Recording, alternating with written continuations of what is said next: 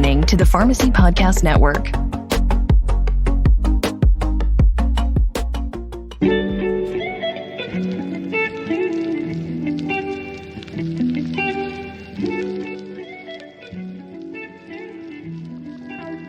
Hello, everyone. Welcome to the Resi Prep 360 podcast, the Road to Match Day series. I am your host, Sally Traore Ualaka, and this is your premier podcast for all things residency. This series was designed with you, the candidate, in mind to meet your needs and help guide you through the very convoluted residency process. On each episode, we talk about pragmatic ways to help you secure the position you want and bring you some insight from educators as well as thought leaders in the pharmacy residency space. I am so glad that you're joining us today and that you're here. Please don't forget to like, subscribe, and tell all of your friends about the podcast. It is our hope to reach as many prospective candidates as possible. Thank you so much for being here. Help us spread the word, and please enjoy today's episode. Good morning. It's Saturday. Good morning, everybody. Thank you so much. I'm very excited about today and the conversation we're having today. It's noon. Everybody knows I like to start on time. I like to be respectful of my guest's time, but as well as all of you who had this on your calendar and decided to join, I want to be respectful of your time. But today, for the Resi Prep Road to Match Day, we are having a really amazing conversation with Dr. Thu Nguyen, who is a clinical pharmacist. I don't read bios and I don't give bios specifically because I want my guests to kind of be the ones to share who they are and what they do directly with you guys. Thu, welcome to the Resi Prep podcast live on YouTube and Instagram. Yeah, thank you for having me. I'm excited to talk to you today. Thank you so much. I was very excited at the opportunity for us to talk because of what I think you represent in the profession of pharmacy today. You are a subset of a very special group of pharmacists who decided to go further and decided to go one step further because of your commitment to your goal and that clarity of vision and what you wanted to accomplish. And this one day, and not given this one day, AKA match day, power to really kind of steal that from you and deter you from what you really and truly believe you wanted to do. So if you are joining us for this conversation today, you're in for a treat. I want to start by you letting us know who you are and what you do and tell us a little bit about yourself, please. Yeah, thanks, Allie. I'm really excited to be here because I know that there's an audience that, really loves you and love what you do. And so it's really awesome for me to kind of speak to those guys. So I live in Arizona, and I'm a clinical pharmacist in the hospital setting. And I've been doing that for a while. So I feel like I'm going to age myself. Because the other day, I was talking to someone and she's like, "You've been practicing for more than 7 years." And I'm like, yes, I know, I'm getting up there. And I think being in a hospital setting too, I think it's a really important thing for me to point out because for a very long time going through school, I thought I wanted to be in ambulatory care. And I think this will probably be part of our conversation later, but I thought I wanted to be in the clinic setting. And so when I didn't match with any of the programs that were very heavily focused on ambulatory care, it really forced me to rethink, what I thought was what I wanted. And truly inpatient acute care was what I was more interested in. I just didn't realize it. So it's just a wild experience going through the residency program. And it can be such a roller coaster. So it's so important for somebody like you to hold people's hands through this because it's so emotionally draining, I think. It is. And I don't think that piece of it is really addressed, talked about, or that prospective candidates or even people in residency are prepared that they should really be preparing for more than just the aptitude portion of what this thing is going to take, but mentally and personally, you're going to be taxed and pushed in ways that you just were like, wait, what? I wasn't prepared for this part. I don't know what schools are teaching students in terms of preparation for residency. I've been a resident for 2 years, and then I've been a residency preceptor for many, many years. So I've gone through all sorts of different perspective of what residency is, and I don't know if schools are preparing students well enough. Well enough, definitely. And I think too many of us that are in that space where we are precepting students as well as residents, we see it and we're like, oh, there's a gap here. But like, it's why like every opportunity I have, I love talking to educators like yourself that are also practitioners to gain some insight about what is the best way for us to really start working on bridging that gap, because we can all agree that the gap is there. Yeah, definitely. There are, and every learners are different, but there are learners who just have a tougher time adapting to that kind of environment. So Absolutely. Okay, so when we think about through the student, let's go back. And the super ambitious student pharmacist that's going to come and change the world. Can you take us through your residency journey as a student pharmacist, and what type of candidate, like when you were going through it, you thought you kind of made? Yeah, when I look back in pharmacy school, there's a lot of things I would have done a lot differently than what I did. And I'm still learning that now. I am ambitious, but I'm also very shy. And so when it comes to connecting or networking with people, or especially people that I really respect and look up to, and people that had like all these fancy titles, I get very nervous reaching out to them, even though I think they're the best things ever. And so I really didn't do that part of networking in in pharmacy school, which I feel like would have helped me so much in my journey through the profession. And so I did do a lot of extracurricular, like I was in clubs and things like that, but I never went for those leadership, like presidents or like the main team. I never really went for those roles. I definitely participated in them, and I did a lot of really awesome work with those organizations, but I never put myself out there. And I also, focus a lot on schooling, and I got a good GPA, but, ultimately when it comes to residency and what the application looks like, it's not always just about the grades, because ultimately everybody can get that grade. It's very much about, can you put yourself out there? How much do you want this? To really push yourself out of your comfort zone. And I never really had anybody pushing me, which I don't blame anybody. I'm just saying that there was not a lot of that mentorship from the beginning. Yeah. Yeah. No, that's a really excellent point too, because I think you obviously are a doer, and you're shy. I don't get that part. I know, a lot of people say that. You don't strike me as shy too much, but you're doing great.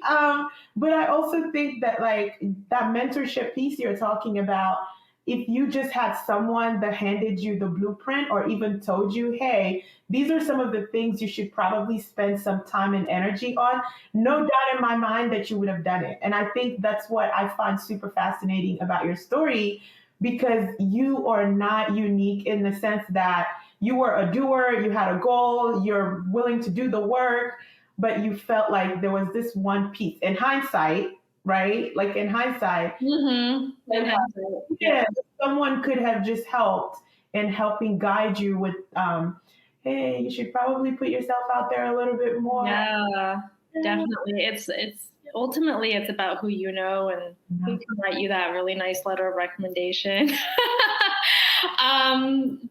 And who can put in a really good word for you. It's a lot of that background noise too when we're selecting residents. It's like, oh, so and so did so and so did her rotation at that site. Let's reach out to one of the pharmacists there and see if they know anything. There's always that. So I would say, as a pharmacy student, if I can go back and do that again, I would have made more effort to build more of those connections with the preceptors, the people who's already in the field.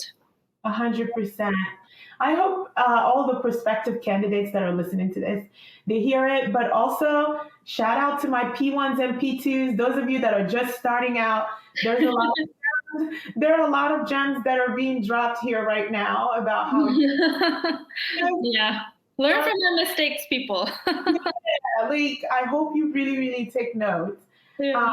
What made you interested in residency? Like, was there an aha moment, or it was more of an ultimate vision and goal of how you wanted to practice, where you figured, I think residency is the next move? I think that when I was in school, I mean, they do put an emphasis on residency, and that's something that we were aware of from the beginning, like, our first year of pharmacy school. So I think for me, just doing a lot of those rotations was really the moments where it like solidified for me. Before that, it was a lot of professors kind of encouraging us to go that route, and I would do different healthcare, those health clinics or whatever, like blood pressure clinics or whatever they're called, and I really enjoyed that aspect of getting to see a number and then counseling patients. So for me, that clinical aspect was really important, and I really wanted to pursue that. I knew that from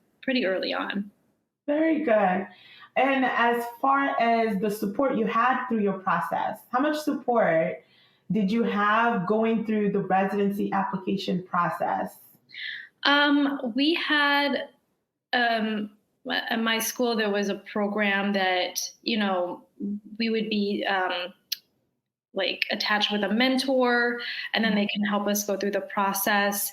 I would say, it's all how much you utilize those types of programs. Because for me, I definitely reached out to my mentor several times, but I don't know if it was the most supportive for me, because I hadn't really made a connection with that person. So you didn't feel like, you really wanted to have this, I don't know, like to include this person throughout the whole entire step, because there was not that bond, I think.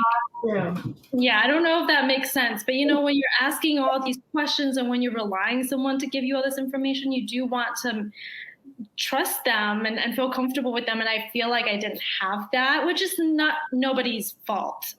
It's just that it wasn't there. That connection was not there. Absolutely. So that relationship building and knowing who Thu is and giving advice that's specific to who you are.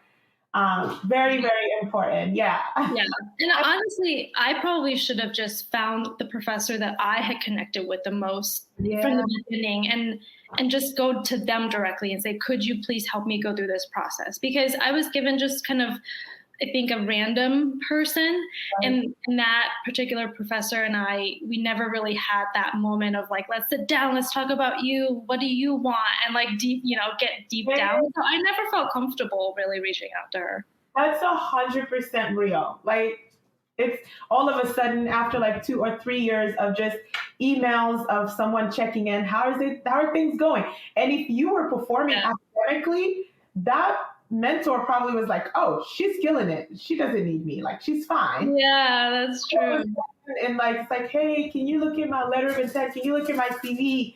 Can you help me enter prep? It's super, super awkward. It is, because especially, again, like going back to me being kind of shy and nervous around, higher ups or whatever, asking them to help me with all these things is a scary thing for me. So, and, I would say too that program that I had at my school, it was just the last year. So it was my P3 or P4. I think it started P3 summer and then it went to like whatever, but it wasn't, a whole year or a whole school's worth of mentorship. So sure. Very important.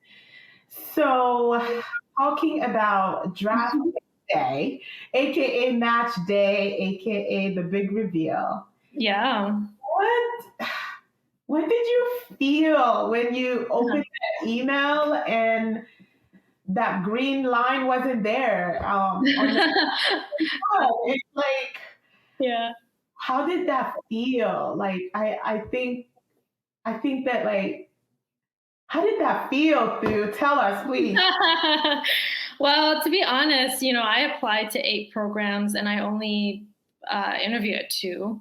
Gotcha. And so I already kind of knew my chances were low. So when I looked at my letters, or when I looked at that letter, it was disappointing, but it wasn't like, whoa, I can't believe this happened. Like, it wasn't quite shocking, but it was very disappointing.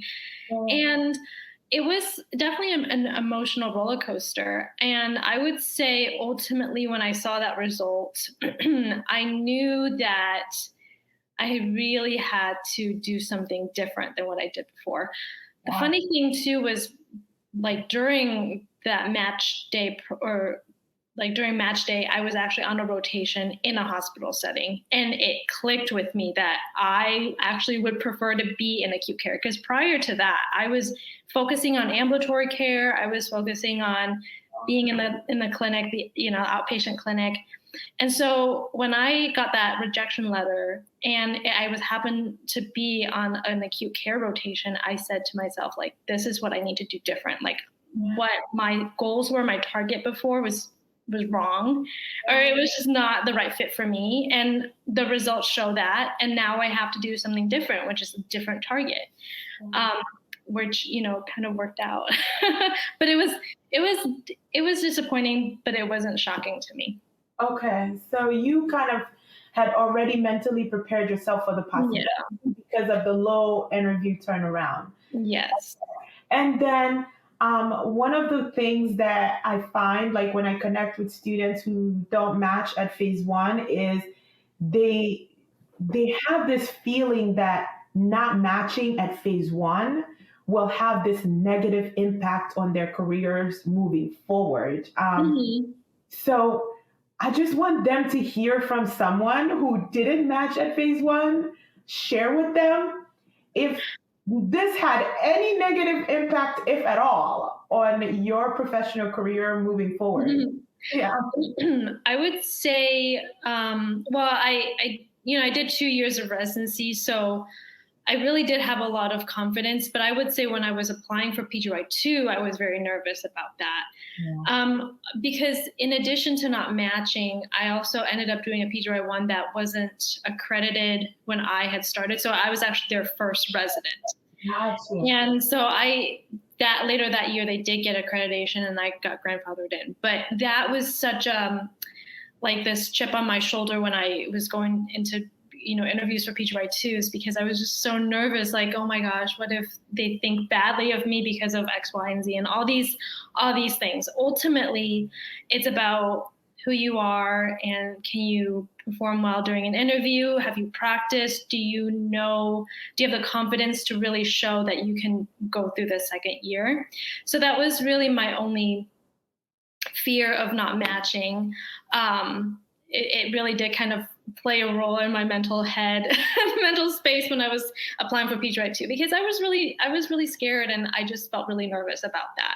Yeah. But to be honest, when that whole rejection situation happened with match day, it did affect me a little bit mentally when I was going into my career in my first job. There's always this like background noise of like, am I good enough for this? Because you got rejected by all these programs, and it does play such a role in how you kind of perform later on. So I really had to like work through a lot of that, because even though I did a PGY1, I finished a PGY2, I ended up in a clinical position that I wanted to be in, there's always this like noise in the back that's like, are you good enough? Is this, like, are you good as all these other pharmacists who didn't, fail initially?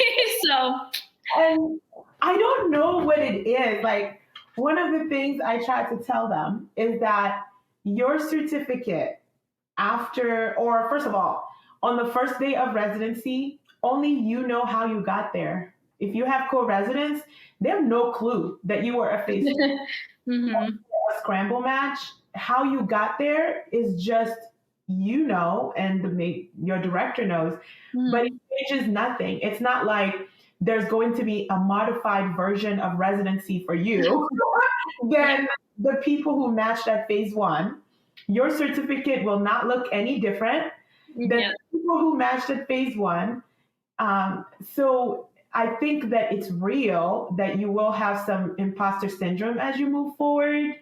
But what's important is that resilience to move forward and like staying committed to that reason. Like, why did I want to do this in the first place? Staying committed to that, I think, is one of the things that's going to be super, super important.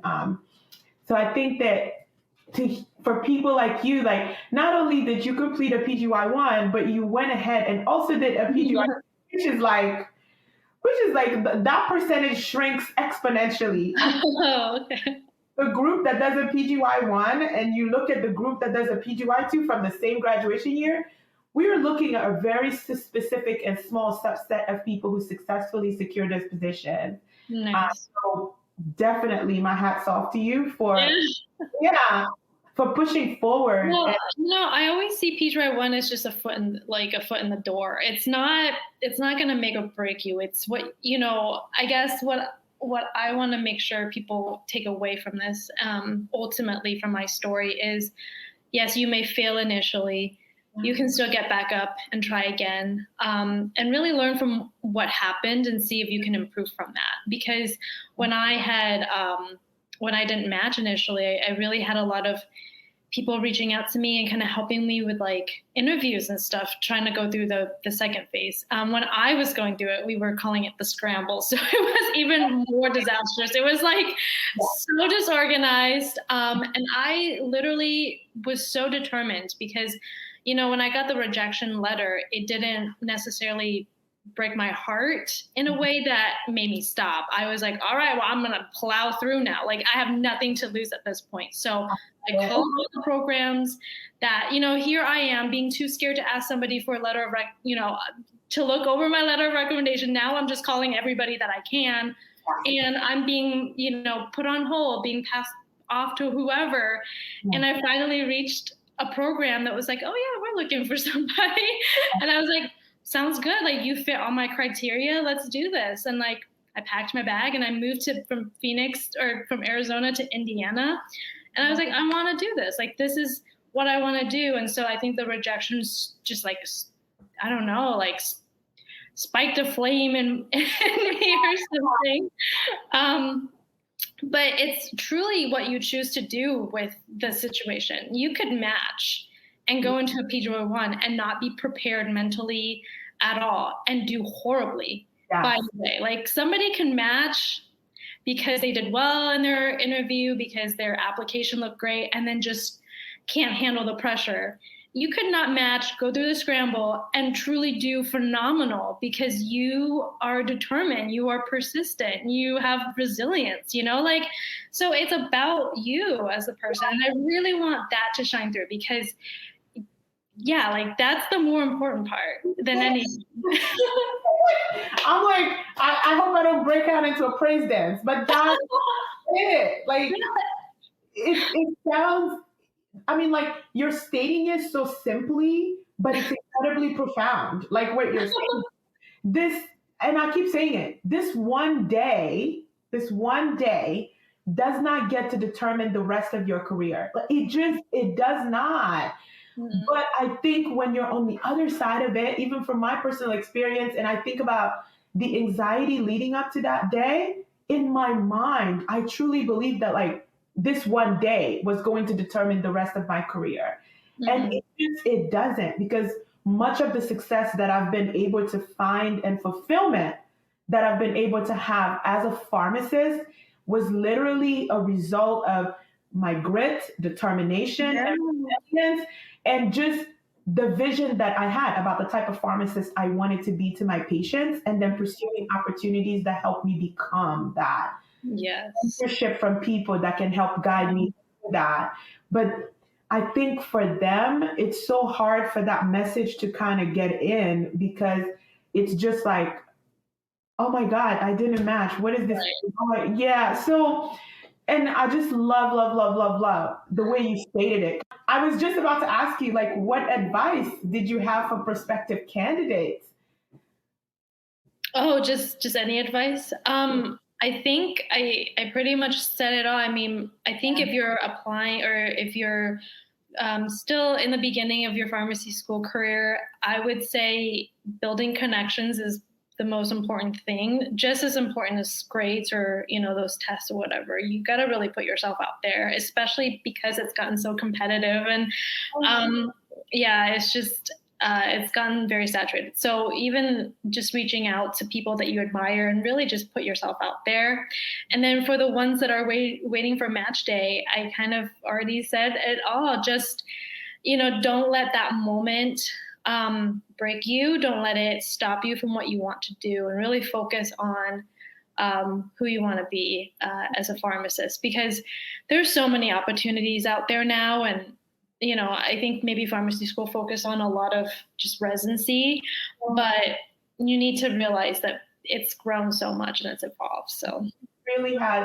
And one other thing I really just wanted to go back to really quickly, candidates today will never know what the scramble really includes. They will never.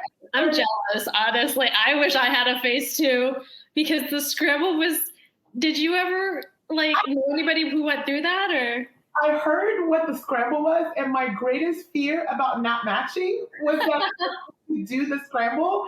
It wasn't that I wouldn't even match, but it's like this scramble situation sounds like it's fresh out of my worst nightmare. I don't want to do this. And then I heard that there were rumblings about a phase 2. I was like, oh, this is gonna be so dope. But I think for them, they don't realize that phase 2 is a new phenomenon. It's wasn't always been here.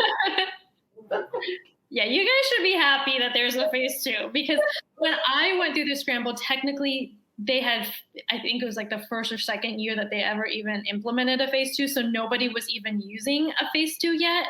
And I don't think it was enforced quite yet at the time. So even though I did kind of go through a phase 2 and I even applied all these new programs and put my money down, by the way, I still had to scramble because programs were just not using it. I mean, I'll explain a little bit to those who don't know what the scramble is, but you truly just it's like the floodgates are open and everybody's just like, it's like you call everybody you can, and there's all these programs that have open spots. So you can imagine a lot of residency program directors are just, bombarded with all these calls too. It's chaos. I don't know why they did that. It's chaos. And then I was like, whose idea was it to call it the scramble? Because that title alone freaks me out. This wasn't thought through. I don't like what it's called. Can we call it something else? But then they explained what the process is. I was like, literally, we can't call that anything except scramble. Yeah. And by the way, shout out to the program who did end up picking me as their first resident ever, because that was such a special moment for me. And I think, I don't know, I hope it's a special moment for them, and they're great. It's this hospital in Indiana, and they really just gave me a chance, and they're really the reasons why I'm flourishing. I hope that they see this. But I'm really grateful for those, program, or for those pharmacists too, residency director, pharmacy director, pharmacy managers, those people who really give students a chance to, get their career started. So absolutely, it's such an interesting process. But you definitely make lifelong connections to places. It doesn't matter how far you go. You always remember that place. This was ground zero. Ground zero for sure. This is where I got started. I just think that if anybody's watching this on playback, if you're a student pharmacist or a prospective candidate, I really, really hope that you don't just listen, but that you hear what Thu is sharing. The message is really, really simple, in that stay true to why you decided to do this in the first place. And it's a long road. You get into residency and it's a different version of resilience that you have to confront to continue to perform well. But if you have that clarity about what you want to become for your patients, it gives you this extra to keep going. Mm-hmm. I appreciate, I know it's early in Arizona on a Saturday morning, and you woke up to join us and share your amazing story with us. I have so much respect for you, for your journey and your track. And thank you so much for giving us a moment of your time. How can people connect with you? Actually, wait, I want to go back one step. Can you talk to us about what you're doing right now in your practice and what you're passionate about? Because you talk a lot about TOC, and that's my jam too. So I just really need people to kind of know a little bit about your functional area and like what your passions are as a pharmacist too. Yes, I'm currently an inpatient clinical pharmacist. So a lot of what I do day to day is following patients and making those clinical recommendations to the medical team.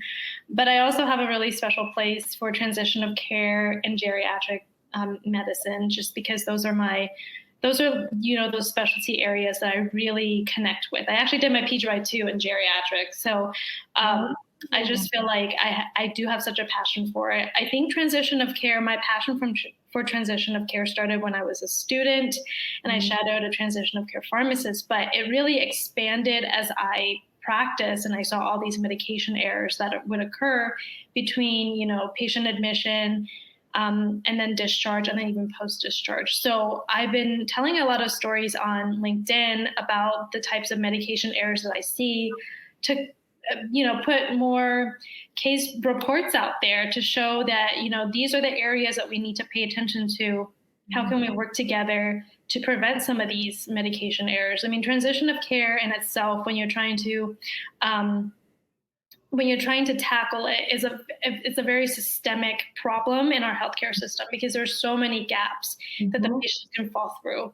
And so for me, I'm really just trying to showcase what can happen when these things do occur, when these errors happen, and how can we, be more aware and then prevent that in our own practice. And then ultimately, hopefully in the future, we could work together to sew some of these gaps to get, back together. But it's a hard thing. And I know a lot of people have tried to make changes in this space as well. It's just a very difficult thing to do. But for me, it's just all about awareness and education. 100%. And I think what I admire about what you share and what you talk about is you really focus on like the pharmacist's position in this systematic issue. So the acknowledgement that it's a system issue, but also we are uniquely positioned to make an impact in this specific area in a tremendous way. That's like my favorite part of the stories that you're sharing, because I'm like, I just love her unique perspective that she's sharing as a pharmacist, educating us. Like I'm in that TOC space as well with medication management programs. So I wanted to just share that with you and encourage you that, trust me, I see them. And Oh, good. Well, it's interesting because, my perspective is on the inpatient pharmacy perspective. So everybody really works in their own silos. So it's interesting to kind of hear from everybody's perspective too. But thanks for that. I appreciate it. 100%. Where can folks find you? Like there's a prospective student right now who's like, yeah, I want to do what she's doing. And talk to you. How can they find you? Yeah, I'm on LinkedIn, and hopefully maybe if they're following you on LinkedIn, we can probably link me to my page to yours because there's so many Thu Nguyen's. Honestly, my name is very generic. So so definitely check me out on LinkedIn. I really reached out to you to tell this story because, to go back a little bit, you had told your students, like, no one's going to know how you got that certificate. Like, don't worry about it. But for me, like, for a while, I was very nervous and, shy about telling that story. But as I've really honed in on and just like really embrace my journey, I love telling this story because it's a story of resilience and it's a story of, beating failure and moving on. So I love telling the story. And I think when you own your story, it can really empower you even more. So I love telling stories like this. And I hope to do more of that stuff. 100%. I couldn't agree with you more. Like, there's power. There's so much power in like owning that story and sharing it because, and I think student pharmacists need to hear it. That like they need to hear stories like yours. Mm-hmm. I wouldn't be surprised if some student chapters start reaching out and they want you to talk to their chapters about your experiences. Yeah, why not? So, I love to hear this story. Exactly. You make like the best type of guest to speak to student pharmacists.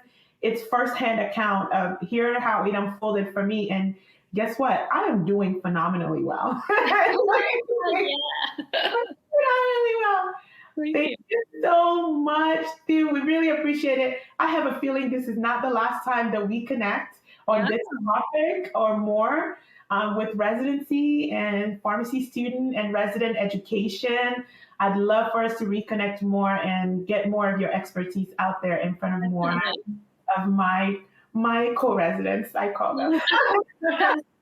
Yeah, I love that you're building up your, the young pharmacists because they ultimately will, we continue to just build on to the profession. And so I would love to be a part of that.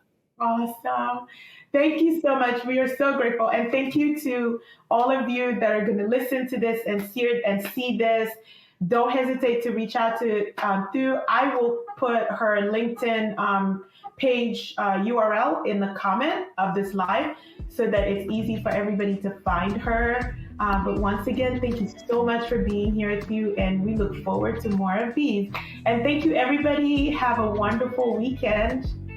Bye. Bye. Thank you for tuning in on this episode of the Road to Match Day series. We hope you learned something new on this episode that will help you along your journey to securing the postgraduate position of your dream. Help us reach more prospective candidates by telling your friends, your students, and your colleagues about the show. Next, leave us a comment and a review. This helps us identify topics that you find relevant, that you'd like us to get into more, or invite more guests to talk about in more detail, or perhaps you want a guest to return because you had so much fun. Don't forget to leave us a comment and let us know all about that. Thank you for listening to the show today, and we hope you'll tune in again.